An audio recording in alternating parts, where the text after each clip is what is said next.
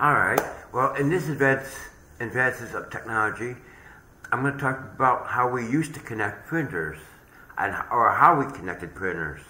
Now, the older printers were LPT1, and it was this cable with a 25-pin, I think it's a 25-pin connector on one side, and a 36-pin connector on the other side that connected to the printer. We've gone from that technology to USB technology.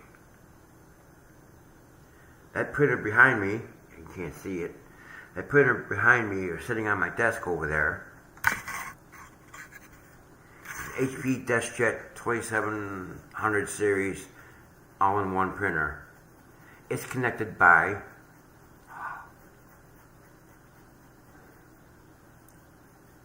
USB. But the nice thing is, and what's so cool that we didn't have this technology didn't even exist.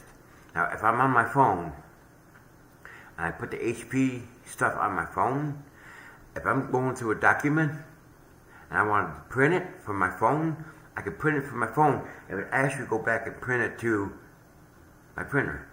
We didn't have that technology. Used to be we had to connect, most of the printers were connected, and still are connected by a cable, but not like they were back in the day. And I've seen some really funky printers that had some really funky connectors on them in my time. Wide carriage printers. That wide carriage Epson I had was an LPT, or what do you call it, a parallel port. And I keep saying LPT1. That's what's marked on your computer for the port.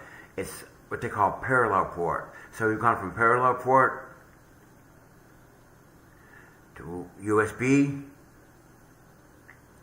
and now we can print stuff wirelessly using an app from our phone. Like if I wanted to look up a court document, I wanted to print that that court document. I'm sorry. I can print it from my phone. If I had the HP app stuff on my phone, I can print it from my phone, and it would print on my printer here. Wow, technology has come so far. And most of the printers back in the day were dot matrix. You had some inkjet printers. Some of the inkjet printers were parallel port until USB technology took off, and most of everything is USB connected or Wi-Fi. You can connect it through the Wi-Fi. Yeah, technology has changed a lot in how we used to connect our printers. We went from parallel port to USB.